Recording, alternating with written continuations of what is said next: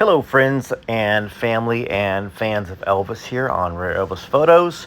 I wanted to talk about Sonny West a little bit and what Sonny West thought about the ladies in Elvis's life. So, Sonny was introduced to Elvis by his cousin Red in '58.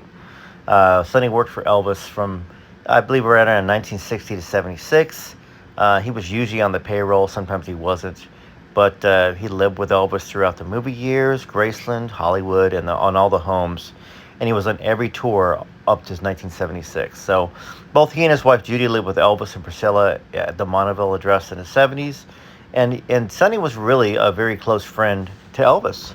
Now, I understand he was part of the book, Elvis What Happened, but I think he was kind of that third wheel that really, he didn't really think that this book was going to hurt Elvis. He thought that it was going to maybe wake Elvis up and somehow get him some help. I really believe that. And once again, I know that that book definitely triggered a lot of issues with Elvis at the end and maybe even led to his death, in my opinion. But I do feel that Sonny, looking at the interviews from later on, he was torn up because he knew that it had a profound effect on Elvis, that Elvis did not get swayed towards getting help for his addiction, reliance on the pain medicine and poor Elvis, he couldn't shake it because he needed it to get up, to go to sleep. He got used to all that stuff. So anyway, so for those of you that don't realize it, Elvis was Sonny's best man to his marriage to Judy. And most of the women actually spoke pretty nicely about Sonny in their books, talking about how he was kind and considerate and respectful to them. And so, they always made a point of mentioning his consistent presence in Elvis's life, and that's true. He was there through all of that stuff from '58. Really started working in 1960. But here's what he had to say about some of the ladies in Elvis's life. So he said about Anita Wood. Anita had style, she had class, and she had morals. Everything in a woman that I admired, and Elvis admired her too. She was smart and a lot of fun to be around. More important, she enjoyed being around the guys and didn't mind sharing Elvis. In fact, more the merrier, and I just liked her from the get-go. Now, we all know that Elvis and Anita were together for a long time, and we know that what happened with Priscilla and her finding the letters from Priscilla and Elvis not being able to make the choice.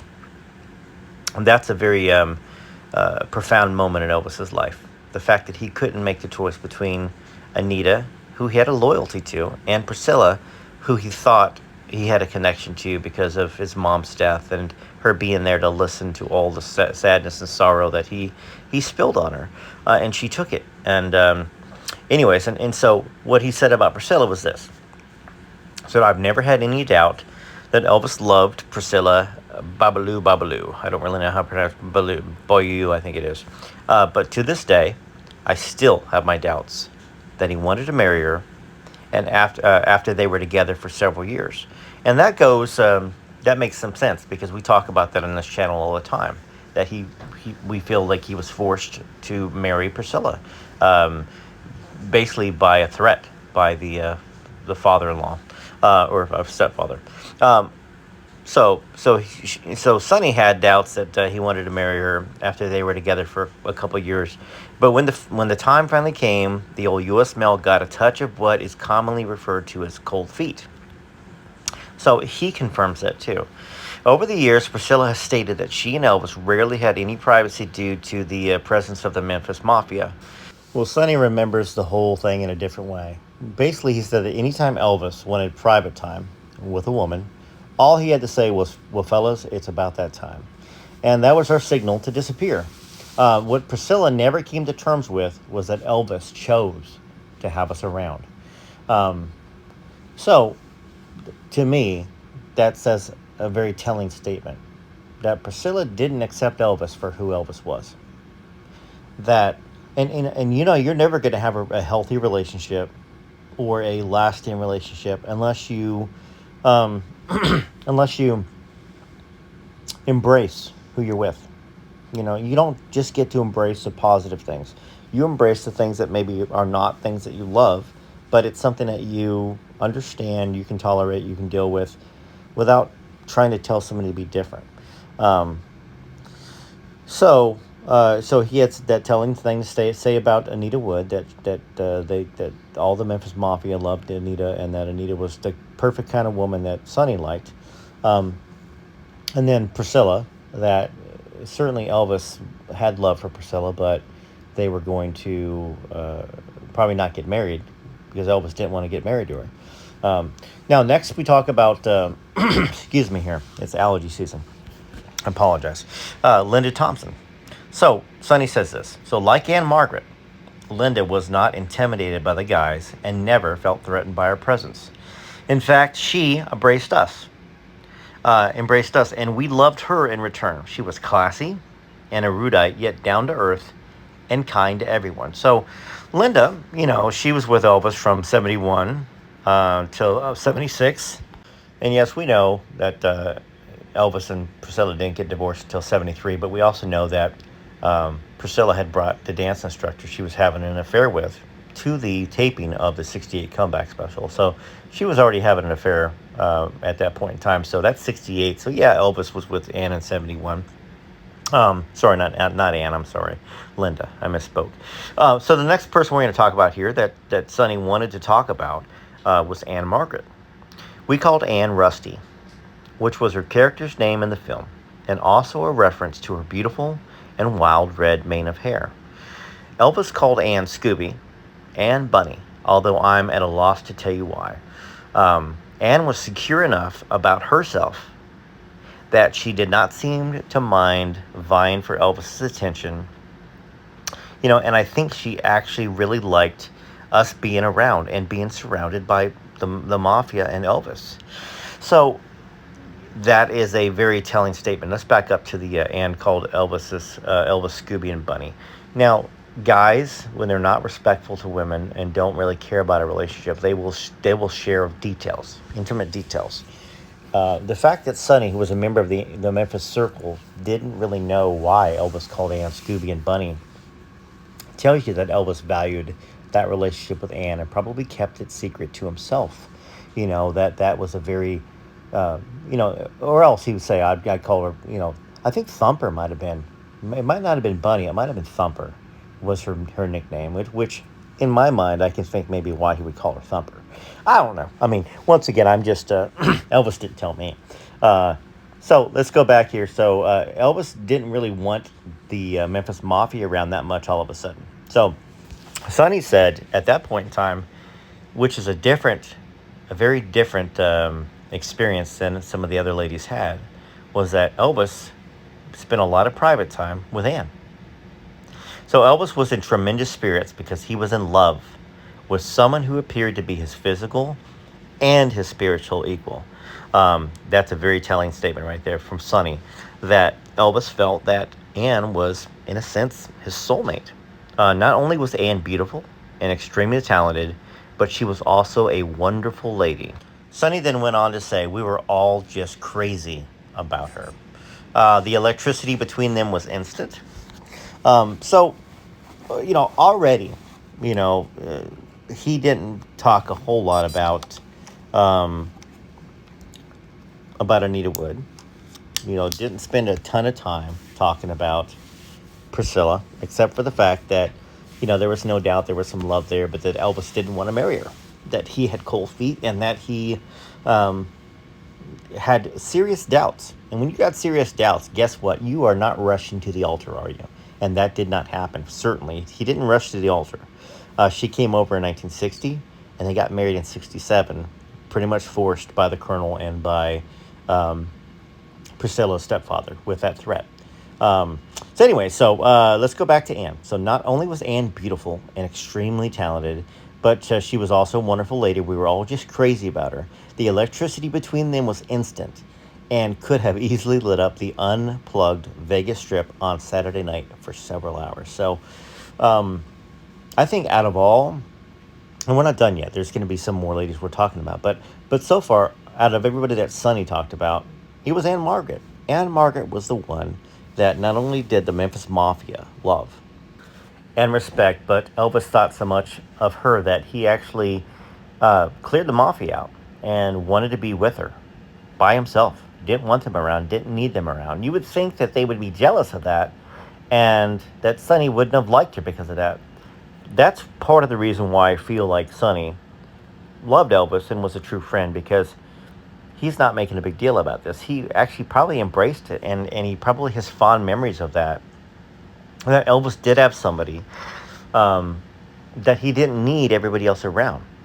So let's move on here to Sheila Ryan. He doesn't talk a bunch about Sheila Ryan here.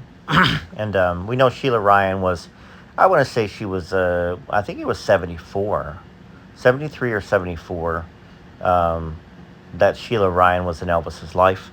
So, and we do know that Sheila Ryan did marry a very famous actor. I believe James Caan. I think that's the actor that she married after dating Elvis. So, Sheila was a beautiful, statuesque young woman with light brown hair, which she wore in a shag-style cut. She was quiet by nature and had a shy, demure manner. Elvis always seemed relaxed and in good spirits when Sheila was around. Okay, that's good to hear. Um, because, Elvis Presley, he needed to be relaxed. He had to get up for the shows. He did all the meet and greets afterwards. So if his show started at 9 o'clock at night, he was preparing earlier on. He had rehearsals early in the day, and then he wasn't in bed till 6 or 7 in the morning, maybe 8, and then he slept. So he was always relaxed and in good spirits when Sheila was around. The two cared deeply about each other, and their relationship lasted about 18 months. So that's something that I was not aware of. I personally didn't know that Elvis and Sheila dated for that long. But I wouldn't know that. Somebody like Sonny would. So I think this is one of the reasons I'm making this video, because Sonny's vilified, Red is vilified, and the other guy, I don't know, Marty. I think Marty Lacker. I don't care about Marty Lacker, but I do feel like Red and Sonny loved Elvis. They thought they had his best interests at heart. Maybe Red was a little ticked off and felt like Elvis was not his friend, that Elvis, turned his back on him and his family. And we can all have selfish thoughts. And sometimes you get around people that feed into those selfish thoughts, and then you go down a road you normally wouldn't go down. And I think that's what happened with Red and to an extent with Sonny. I think, anyways, so let's go back to this, because I want to continue with what Sonny's thoughts on some of Elvis's ladies in his life. So Barbara Lee. Now I've heard, Billy Smith and his wife kind of talk about Barbara Lee, and I think this is the lady that they liked, that they liked, around Elvis. But another of my favorites, said Sonny, was 23-year-old actress and model Barbara Lee. One of the most beautiful women Elvis ever dated. She was tall, with long brown hair, big eyes, and high cheekbones. Barbara was totally exquisite.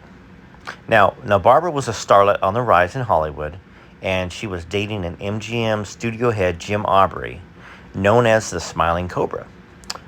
Jim brought her to a show in August of 1970 and made the big mistake of introducing her to Elvis backstage. So 1970, August 1970. We know by then, 68 comeback special had already been taped. Priscilla had showed up with her lover, the dance instructor, who was also married at the time, by the way. So I know that some of y'all that love Priscilla maybe didn't know that or don't like hearing about that. And those of you that do not like Priscilla, you guys were probably already aware of that. And I definitely need to do a full video on that, because Elvis gets a lot of flack for flirting with, gosh, my brain's not working right now, but I've done a video on her, several videos on her, but he was flirting with his dancer on stage there. But maybe the reason why he was flirting was because Priscilla had brought her lover to the taping. All right, so let's go back to Barbara Lee. So, Jim Aubrey made the mistake of bringing her and introducing her to Elvis backstage in August of 1970. A notorious womanizer himself, Aubrey was the executive who greenlighted the documentary Elvis, That's the Way It Is. Interesting right there. Think about that.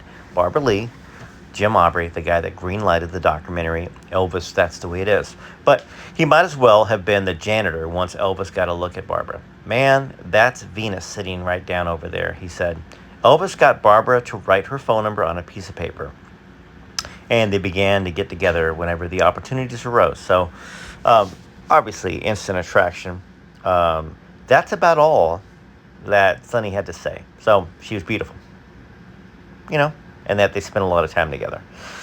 So, I don't think, in Sonny's mind, that he thought there was much seriousness to it. Unlike him talking about Anne Margaret, unlike him talking about Linda Thompson, but mainly Anne Margaret. It seems like Anne Margaret was Sonny's favorite. That Sonny felt like Elvis had the most connection with her. All right, so the next lady we're going to talk about is Joyce Bova. Now, before I talk about what Sonny says about Joyce, we know she wrote a book. We know she was a twin. And if you don't know these things, I'm going to go and fill you in on it. So she was a twin, and she, her twin sister was around. There's pictures of Elvis and the twin sisters together. And Joyce was somebody that was in D.C. But the big thing about Joyce, before I read what Sonny said about her, was that she had claimed that she had gotten pregnant with Elvis's child. Yeah, I know. And she had an abortion because she felt that Elvis wouldn't love her if she was a mother because of things that he'd said to her. Now, I think that Elvis might have said stuff about Priscilla to her to maybe make her feel better and more easy about them seeing each other because they were still married. Elvis and Priscilla were still married during this time because it was 1969. But that being said, Elvis was already aware that Priscilla was having her affairs. So I think that this is one of those things where we could have had another child of Elvis if he hadn't maybe said those things to Joyce. We know that he didn't have an issue with being with somebody that was a mother because he had lovers that were mothers, that had children. So I think that's just something either that Priscilla made up, or also that maybe Elvis just kind of used as an excuse. So the people that he was with didn't feel bad. You know what I'm saying? Less bad, at least. So Joyce Bova. Okay. So Joyce was a beautiful 25-year-old brunette from Washington, D.C., who worked for the House Armed Services Committee. She was one of my favorites, and she had an identical twin named Janice. They were both sweet and fun to be around. Joyce and a friend had flown in to see Elvis in August of '69 and were picked out to meet him by a greeter at the International Hotel. Elvis liked Joyce's exotic features, long black hair, and sweet personality. Elvis dated her over a 2-year period and always made it a point, to bring around the guys and introduce her. So anyhow, he didn't say anything about her possibly having a child by Elvis, but he seemed to like her. Anyhow, I hope you enjoyed this video, and we will do some more definitely on Sonny, Red, and others. But let me know what you think in the comments. And please please subscribe. If you can become a member, hit that join button. It's very important that membership grows so I can make more videos like this and bring the love of Elvis to y'all. TCB TLC, until next time, take care of yourselves. This is Rare Elvis Photos.